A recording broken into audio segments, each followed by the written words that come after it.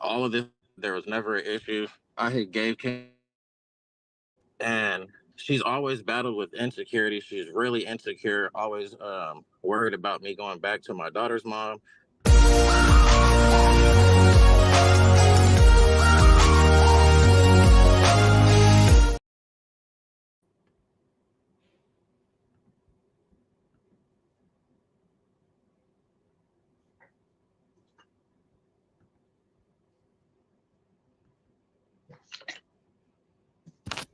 I haven't seen it. I don't know what's going on. Sign an order consistent with my But it's oral Alyssa's ruling, fault. and it'll be available to the parties. I'm just a victim. You're I'm a YouTube victim. Rest of your day. You as well.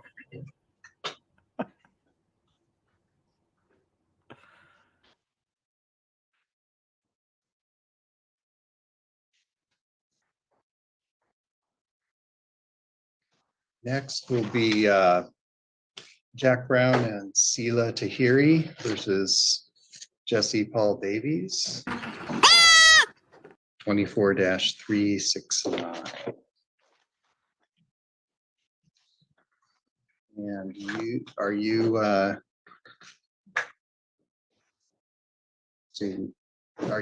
Sela? Yes. Okay, make sure I get everybody's name right.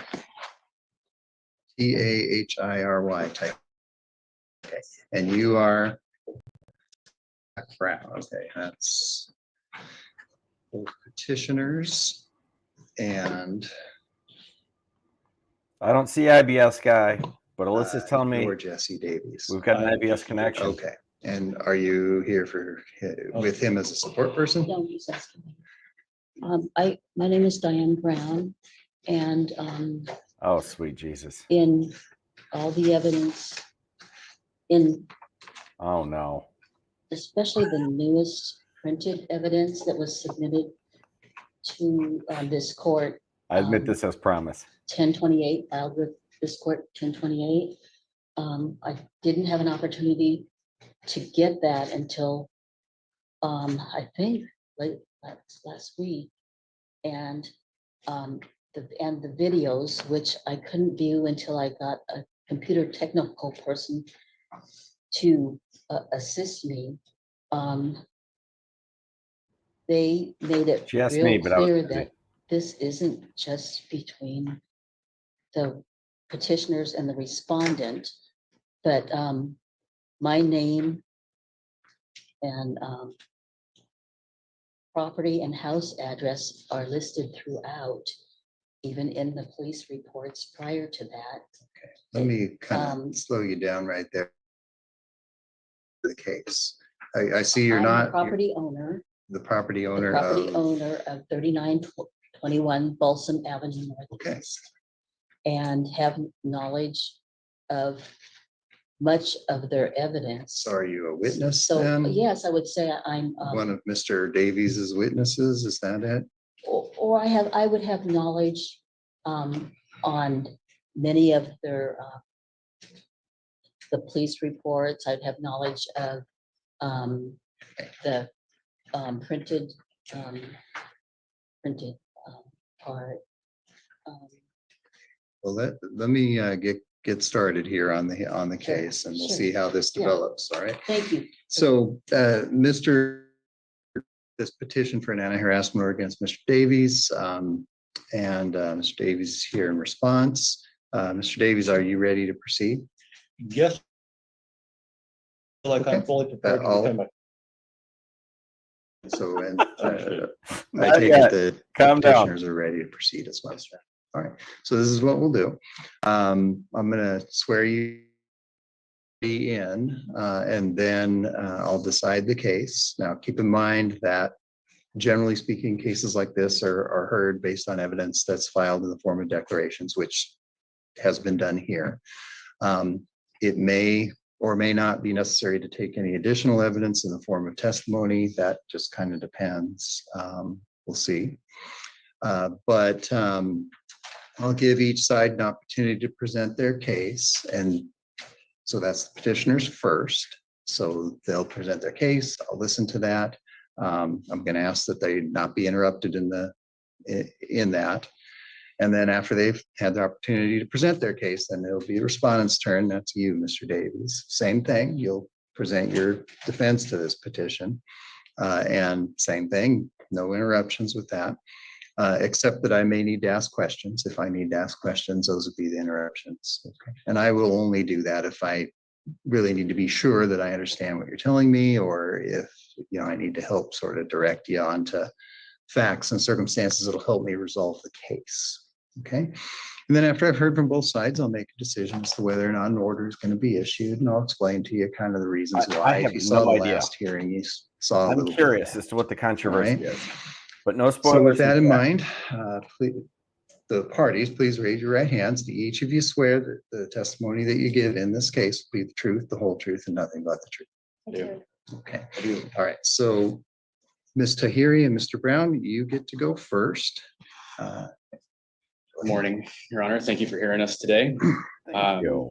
I'd like to start off by saying that Diane Brown is correct, that she is not the respondent, but she is incorrect that this case is about her or any issue that may have arisen with her and I and my wife being neighbors.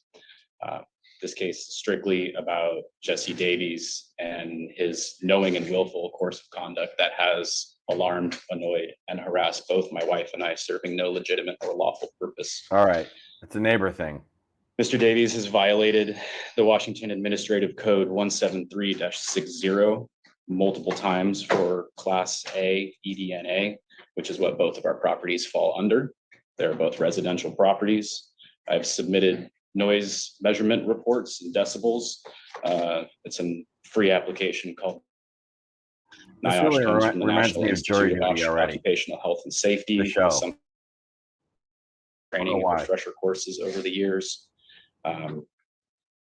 This noise has exceeded all OSHA requirements in both quantity and time of duration. OSHA states that at these noise levels, one should be wearing hearing protection, and their exposure to this noise should be limited to less than 8 hours a day. Sometimes the noise that is starting this has gone on for up to 10 hours a day. Prior to notification of both parties' awareness of this, Mr. Davies has peered through the windows of our home, starting at my office window, which does share the property line, my wife's office, which is at the back of the house, and he needed to actually reach the rear corner of both of our properties to do so and lean underneath the foliage to get a good look through us. He has leaned down, trying to see underneath of the blinds at the front of our house to peer in when the blinds are cracked open for our dog to look out. And it's honestly gotten to the point that we are quite Okay, it's on. alarmed. We got a peeping Tom. We were unaware Allegedly. of a lot of this and his potential for harm until Mr. Davies had told me a story of him hurting a girlfriend who left his house that morning to go live down in the jungle encampment.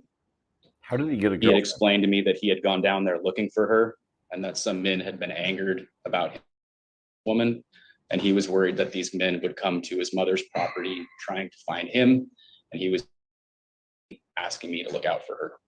I agreed. We had always had a cordial relationship with Miss Brown, and there was no issue between. Mr. Davies has crossed our line numerous times to come talk to my wife when we are I hate to in admit front this, of our but I'm garage. shocked that was Mr. Longhair makes as much sense as he does. I figured he would be just a kook. I really did. That's the truth of the matter. But so far, he's doing well. Our own naivety that did not tell him to leave because we were, again, cordial Okay. with our neighbor and her But son. close enough. Starting on September 11th, around 12:30 in the morning, Mr. Davies was sanding a RV trailer that he's been attempting to remodel in the driveway of Ms. Brown's property. This was prior to all of this noise going on, and it was kind of my final breaking point, that he was outside of the standard hours of noise for a neighborhood, being after 8 p.m. At 9:37 in the morning, I texted his mom saying, hey, he was out there doing this in the middle of the night.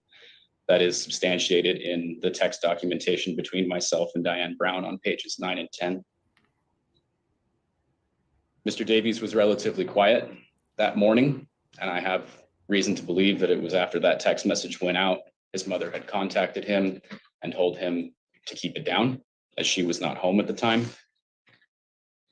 The first time that Mr. Davies began pressure washing was as soon as I had somebody come over to the house to look at my boat, which is on the side of the house which our properties share. Person interested in the boat came over at 6:51 p.m. and left just before 8. I'm so ashamed. Pressure washer turned on the moment we were out there and turned off the moment this man left. This was the first day that he was not pressure washing for the better part of the entirety of the day. The pressure washer was placed within 10 feet of myself and the person interested in the boat, and within 5 feet of my property line.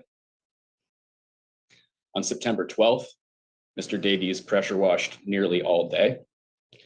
At 5:06 p.m., I took a decibel recording showing a 79.8 decibel reading, peaking at nearly 95 decibels.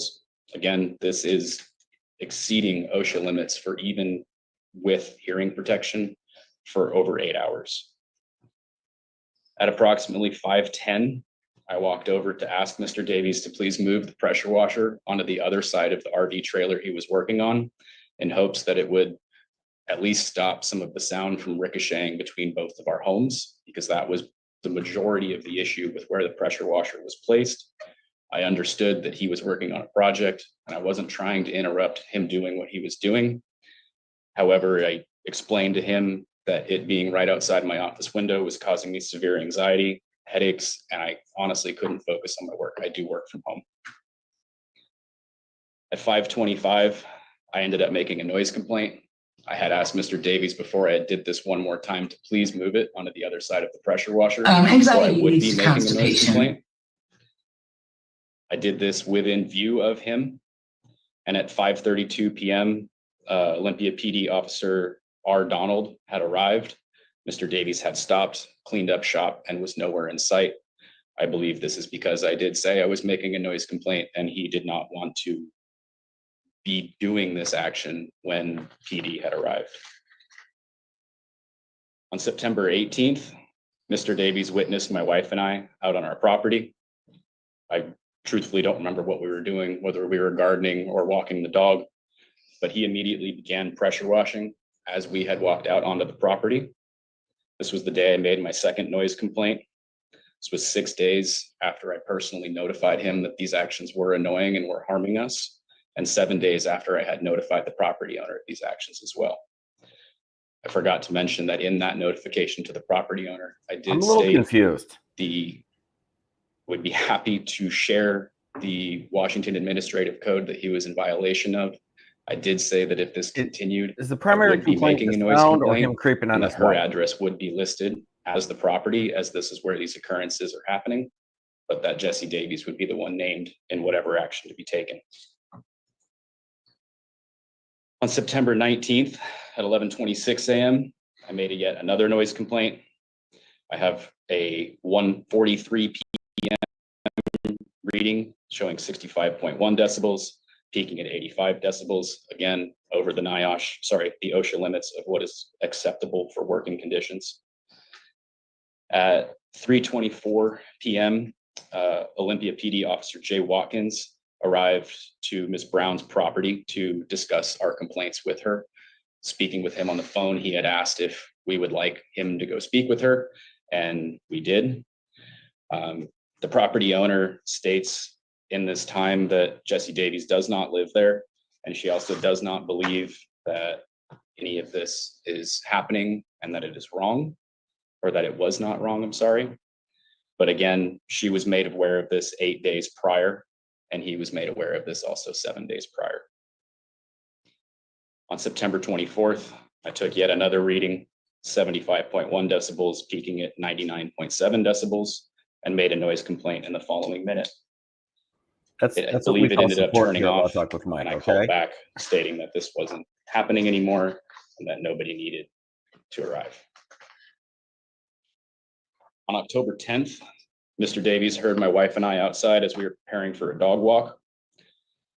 As he was riding his bicycle out of his mother's driveway, he diverted his bike from the center line of the roadway onto our side of the street, came within approximately 5 feet of us, slowly passing us while turning both of his shoulders to our direction, menacingly staring and moving closer aggressively to us. Mr. Brown, you don't have to repeat everything that you've already submitted in declaration form. That's kind of the reason it's submitted in declaration form is I've seen this and read this. And why are you unnecessarily wasting the judicial time of this court? But if there are specific things, if you, for your case for an anti-harassment order, you can point to specific, instances that are supported by the declaration. Okay. I guess I'm just trying to really hit home the point that both parties to my right have been notified for this actions for over a month on end. And that originally we did try to solve this between neighbors. Okay. Mr. Davies, let me hear from you. Oh, thank you. And just to remind you too, I have the material that was submitted and on your behalf too. Your Honor, is that what was filed on November 1st? Yes. A handwritten document? Mhm. Thank you. Yeah, go ahead, Mr. Davies. Your Honor, I feel a great relief that the court is now handling this matter, and I am thankful for that. I realize that this is probably my one and only chance to tell my side of the story. I will do my best to not to waste the court's time.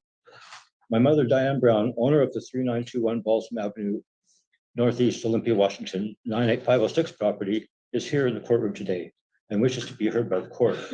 What she has to say definitely pertains to this case only. She is fully prepared to answer any questions that the judge might have about this case, as this matter greatly affects her.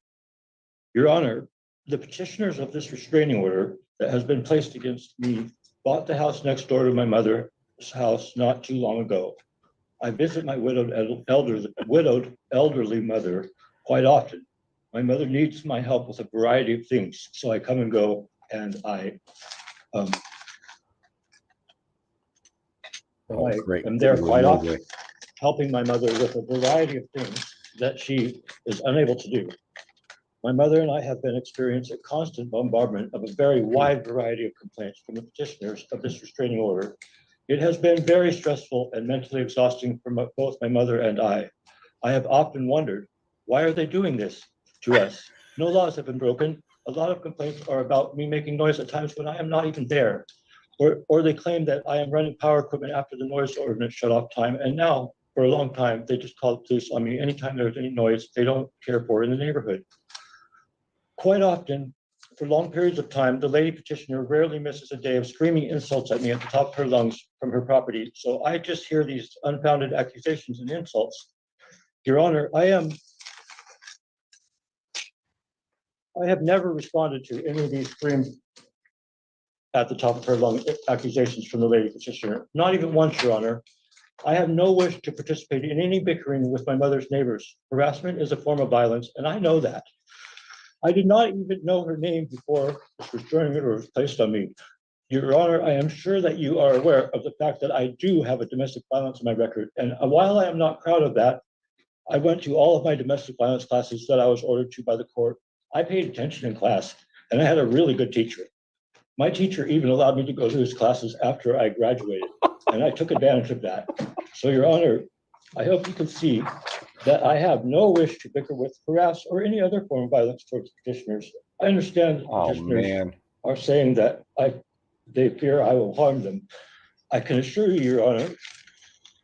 You had a really good teacher at domestic violence class. I'm out, man. I I can't even at this point. Violence is not and will not be an option for me. I have not and will not ever allow myself to even entertain the idea of that. Although I have left my mother's property and distanced myself as a result of her screaming insults at me, the petitioner of this restraining order constantly tell my mother that the petitioners, excuse me, Your Honor, of this restraining order constantly tell my mother that none of this is against her, while my mother is the one that has been negatively affected the most. My mother is not one to complain, but she is worried she will have to sell her house to get away from the petitioners and the stress of having to deal with their constant bombardment of unfounded complaints. Your Honor, I know that that it's okay to experience anger, and it's just what we do with it that matters. I know why the laws are the way they are, and I know that they save lives. I'm not upset with this court or the petitioners for placing this temporary restraining order on me. About the video evidence with me and the leaf blower, I was scared. I turned around only to see if she was chasing me, so I would know if I had to run or not. To get away, I was shaking because I was scared. I read the blower on accident. I am grateful to offer through the court my apology to all involved and through the court to seek a peaceful resolution only. And Your Honor, that's what I have. That's my statement that I prepared. I really feel like any of these accusations against me, that I feel like I didn't prepare a defense for them but I don't feel I need one. They're just accusations. I'm not guilty of them. And so I prepared to respond to any questions that you. I feel bad for this guy. I think he's touched. I mean, I wouldn't want to live next to him. I think the neighbors probably have some valid complaints, but I mean, he is so incredibly awkward. Might have, Your Honor, and please allow my brother to talk, as this case greatly affects her, and so I think that's all I have, but I would like to answer any questions you might have. I think I just really only have a couple. Just so that I'm clear, you don't live there with your mother? It's not my residence, no. Okay, you live someplace else. Excuse me? You live someplace else, but you come over a lot to help your mother. Yes, that's true. That's correct. Yeah. All right. I think that's just what I want to make sure I understood clearly. Well, if I may, Yeah, that'll help me draft this order here that I'm working on. I'm pretty scared that I won't be able to help her anymore, and I'm scared that this is affecting her health. And so I'm not. That's all I have. That's all I have. Yes. But you want me to hear from your mother? What's that, sir? You want me to hear from your mother too? Oh, yes. If you wouldn't mind, I would appreciate the court to patience and time and thoughtfulness. And yes, please. Ms. Thank you. Brown, why don't you raise your right hand, please? And do you swear the testimony you give in this matter will be the truth, the whole truth, and nothing but the truth? Okay. So, Mr. Davies, what would you like to add? Would you like to ask your mother questions? I'm not good at this. I feel that I want, no matter what happens with this outcome, I just feel she deserves a chance to speak. So, because it greatly affects her. I don't know that this will help my case. If you don't mind, then it definitely pertains to this case. Can I ask you a couple of questions then? I hope you ask me a lot of questions. Well, I'm just going to have a couple. I want to make sure that, you know, this is sort of fairly heard. And right. So, you know, the petitioners have brought a number of allegations about specific things that your son has done related to noise, related to trespassing, related to peeping. Now, do you have any personal knowledge from your own experience, in other words, seeing or hearing yourself, not hearing about it from your son, but just observations yourself that you can tell me about these allegations that Ms. Tahiri and Mr. Brown have brought? Okay, I did get this printed evidence they submitted just recently, and I couldn't respond to everything that I saw that was like partial truth, taken out of context, untruth, things like that. I couldn't respond to all of that, all of the police reports and other things that were submitted in writing. And I'm telling you the reason why. I'm going to try not to waste your time too. In one cohesive written, document and submit it to you in time, because I sense a time wasting coming on. I'm 70 years old, and like many seniors, declining. Good for 70. I'm slower in thinking, concentrating, acting on deadlines, organizing thoughts and written documents, reading and spelling. I can't do many things that I used to do. I can't climb on my roof. My balance is bad. I can't do heavy lifting, sun exposure. I have torn meniscus in both knees, curvature of the spine, and I can't do many things that I could do 40 years ago when I was about a petitioner's age. I can't do them. Yeah, I know what I, you're I saying. don't have technical equipment and I don't know how to use it. I even purchased a laptop on Monday and had it hooked up by professionals on Tuesday, but I didn't even know how to use it. And so I would be trying to write responses in time and then I'd rip them up and then I would be in bed with severe headaches and diarrhea. And I don't wear Depends, but I wear them now.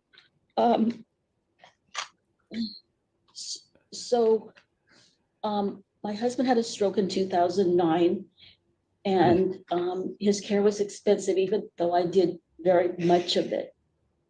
You know, had him with me for years. He was in an adult family home for 5 years. That depleted our resources. So it's not like I can hire people to do things for me, to like do repair projects or maintenance and things like that. And I operate with hand tools because I don't have to keep them running. So unlike other widows in In summary, Judge, I'm stupid and I'm poor. my loop, I can't hire too much done. So Jesse comes over and does big projects. I mean, they make it out to sound in their documentation that he's on the roof peering in their windows. And I mean, he worked on the back porch. We have, I have pictures of it, of what it looks like. Oh, he was working on And the it back porch, requires right? a lot of high up work on ladders and things like that. And I don't think I could even peer in their windows. The thing He was is, even we have working on a the neighbor's very, back I'm porch. trying to make this short, but I know I'm skipping a lot of stuff. We have a very narrow boundaries between their west side and my east side, very narrow.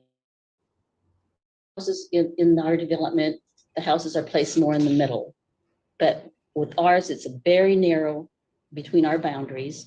And they happen to buy a house that, you know, that had very narrow boundaries. And some of the issues with foliage and stuff are peering in.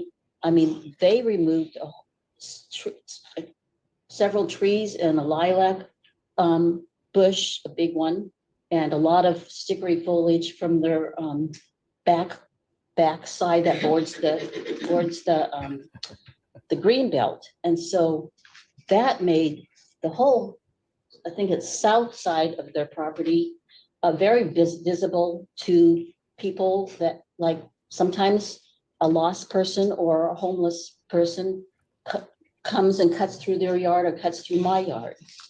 Well, if it happens to their yard, they really come unglued and are really paranoid. I just tell the person, here's, if you want to get to Bolsom, go that way. You know, okay, finish going through my yard because they're in the middle of it. Or go back to the Greenbelt and go out to Slater Kenny. I was really happy that you're giving me an opportunity to talk, because I even wrote something up about that will educate you more. At least you can take about our neighborhood and the traffic. yeah, So Folsom, the street we're on, Folsom Avenue Northeast, goes from Slater Kenny back to the Chehalis Trail. You go up that block and you have access to the Chehalis Trail, back and forth. And so we've got local schools, people, we've got regular bikers that some of them look like, you know, professional, you know, bike riders, and some of them look more like they're homeless and stuff, and people going to work via bikes and cars and walking and People on bikes, huh? so that's kind of like the traffic around and the noise around. Now that I'm talking about noise, I question why they didn't go to code enforcement, because at first I didn't know that some of this stuff was police reports, and I didn't know that I could ask for copies of them. Once I asked for copies, I mean, if I have a file that contains the police report, if you allow me, I could go right through and say there's a lot of a lot of things that I thought if the judge did have time to look it all over good before, would be amazed at the wording. I mean, one of the police reports, it doesn't say even, it doesn't even have the petitioner's name on it, one of the police reports on who made the complaint. And there's one that you can't even tell if it's against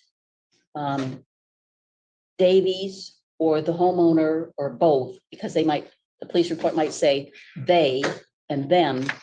And so who is they and them? They're just poorly written and misleading.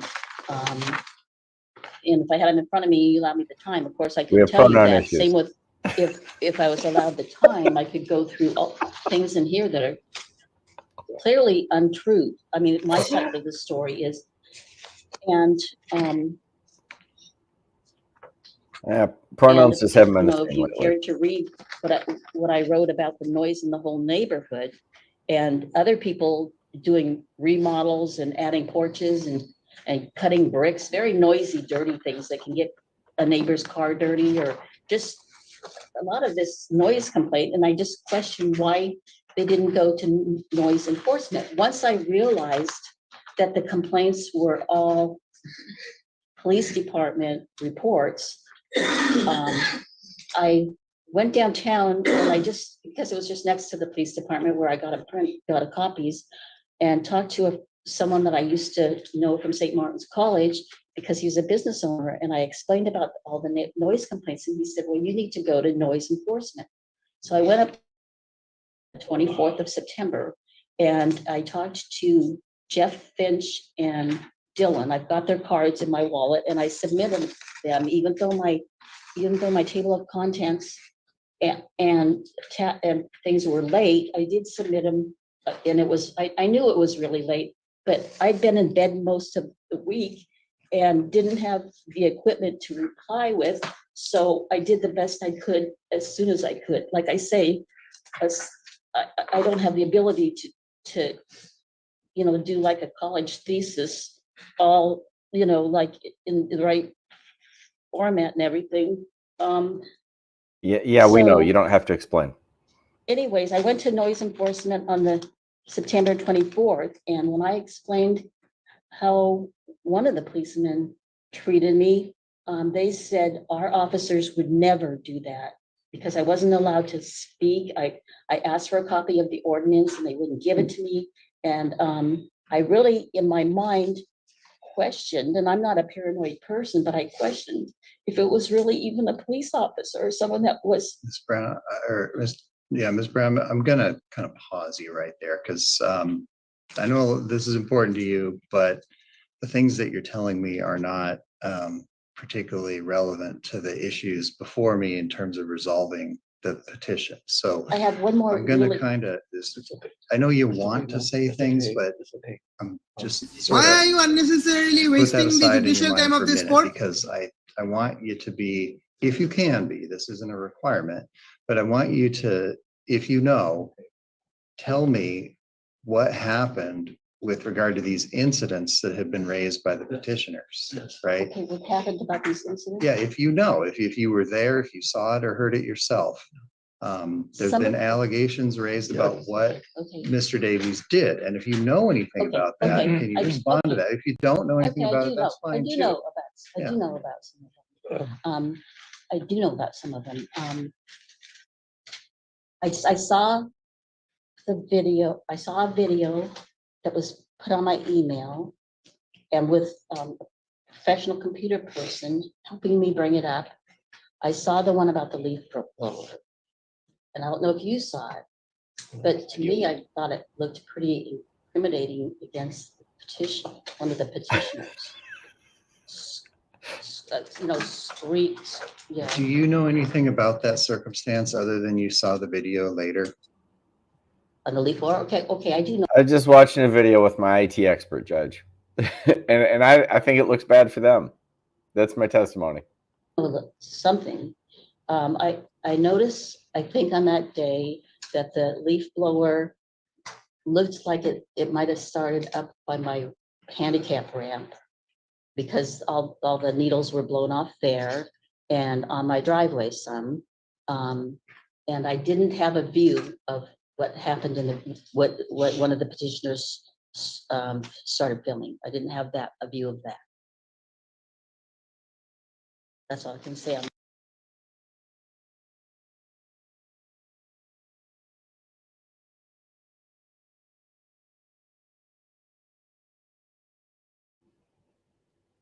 I hope they didn't pull it down.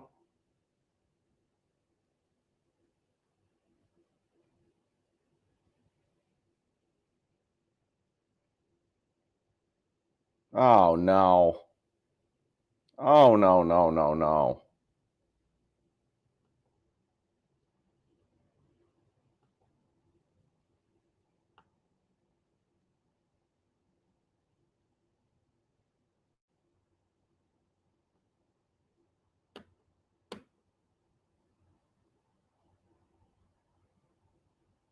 Can you guys hear me? But I did see.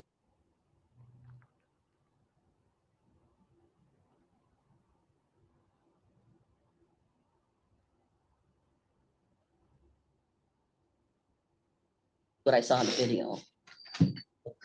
May we have a chance to I respond? didn't do anything. Your Honor, I feel like this is my turn of this. Mhm. Excuse me. Pardon me, Your Honor. I have copies of all these false accusations against me. Now, I also, at the same time, I feel like if I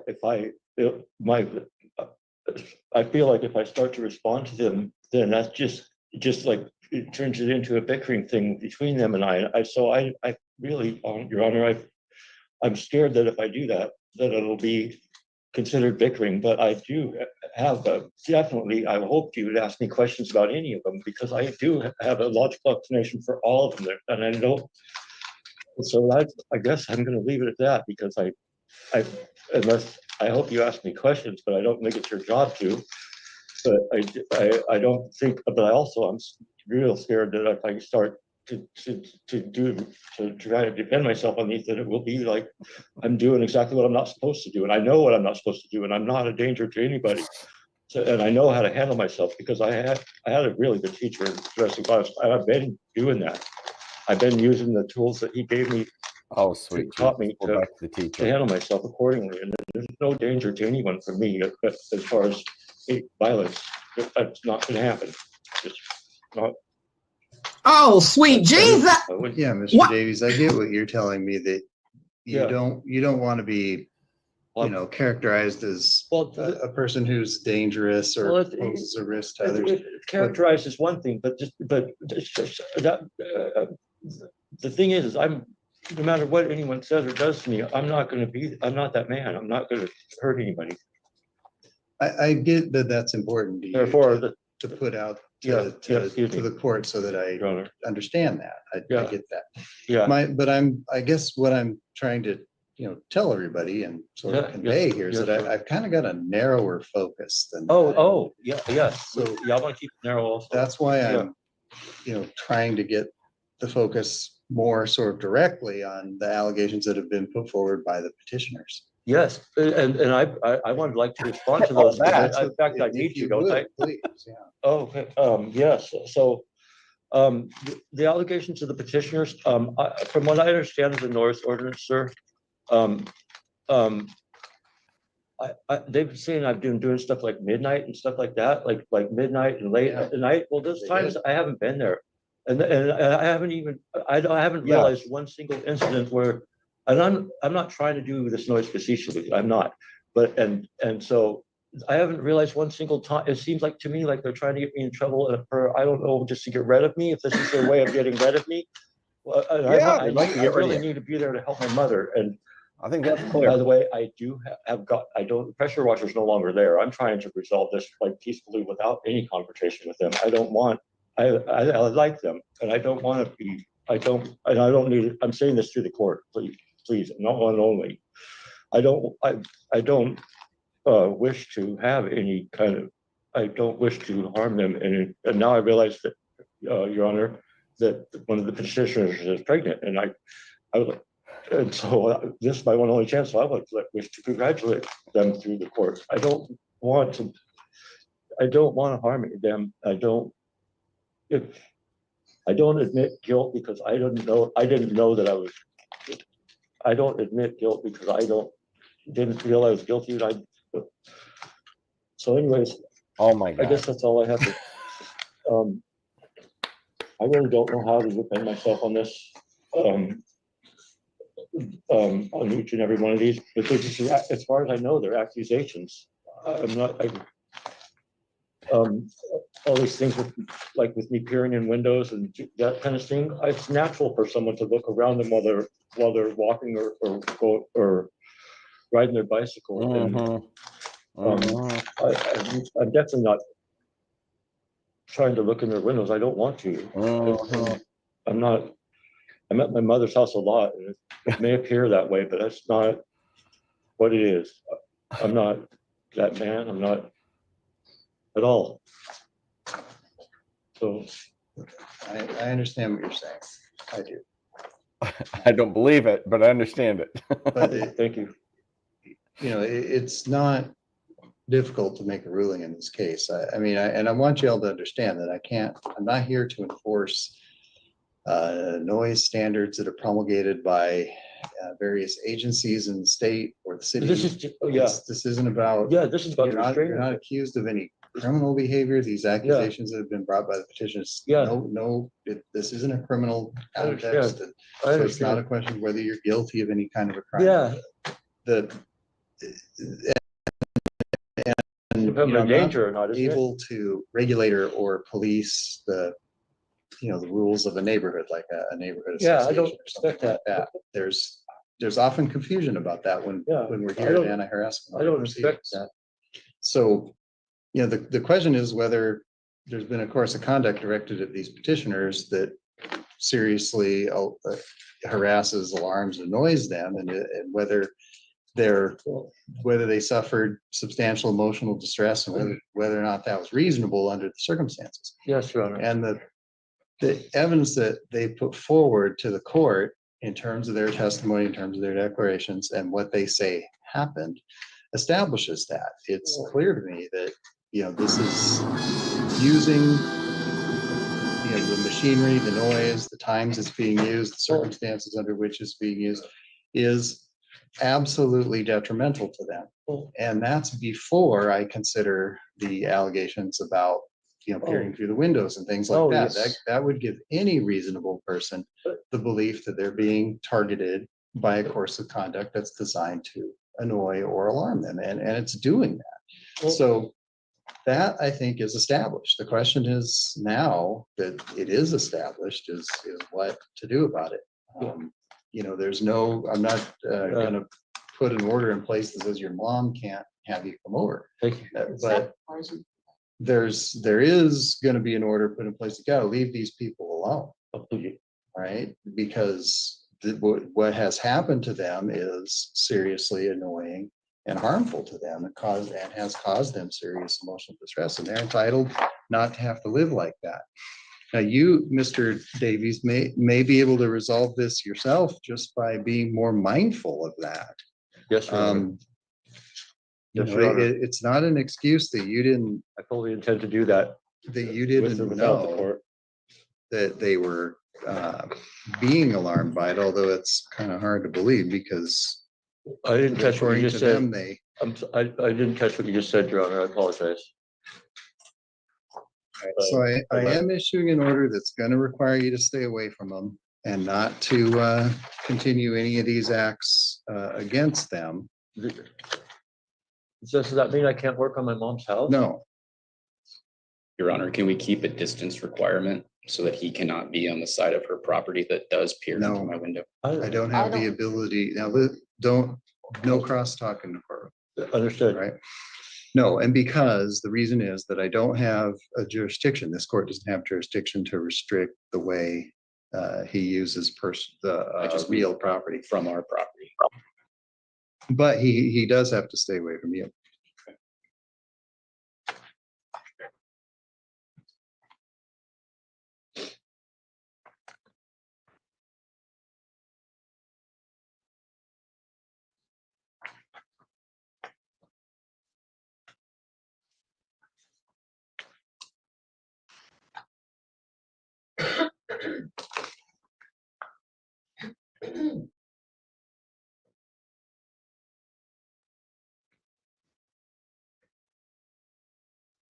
Okay, so what is he restricting him from the house? I really don't get the order yet, or hasn't he explained yet?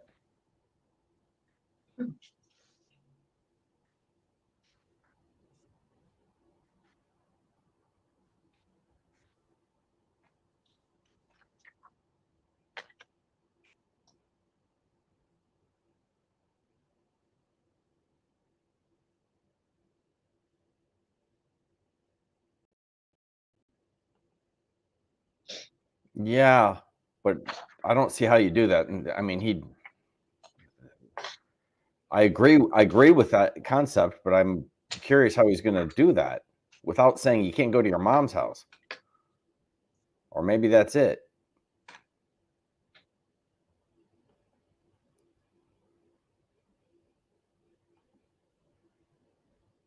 Ah,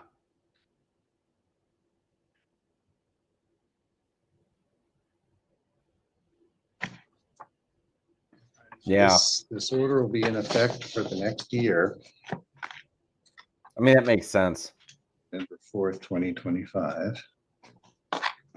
It might be enough to just straighten them out, but it's completely To be unenforceable. clear that this order is personal in nature. In other words, it protects the individuals of the petitioners and it doesn't regulate property use. All right, so I know your great concern is that you can go over to your mother's house and help her. You It can, is, it there's is. no restriction Well, on doing it's that. not my only great concern, Your Honor. My great concern is also following the law. And I respect this court completely. And Fine, as long as you do that. Your Honor, thank you for hearing me. You're welcome.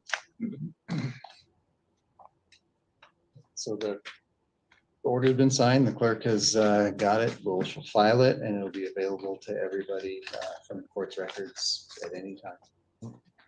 Yeah. Thank you, Your Honor.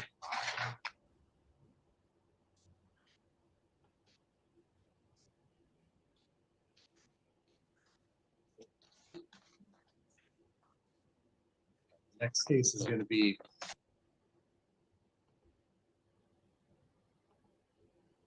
Oh, good Lord.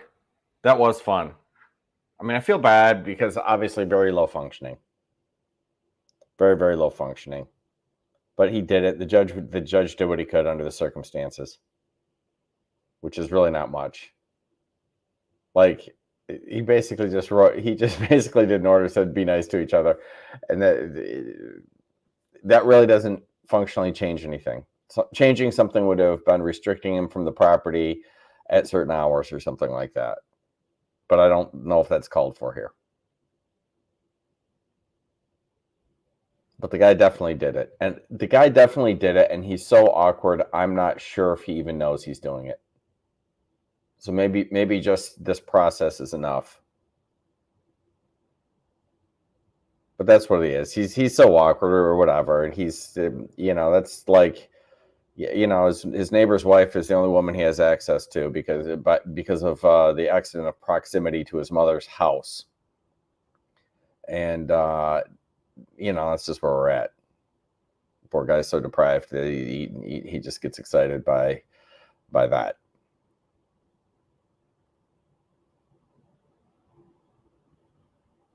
Now I actually kind of feel bad for him.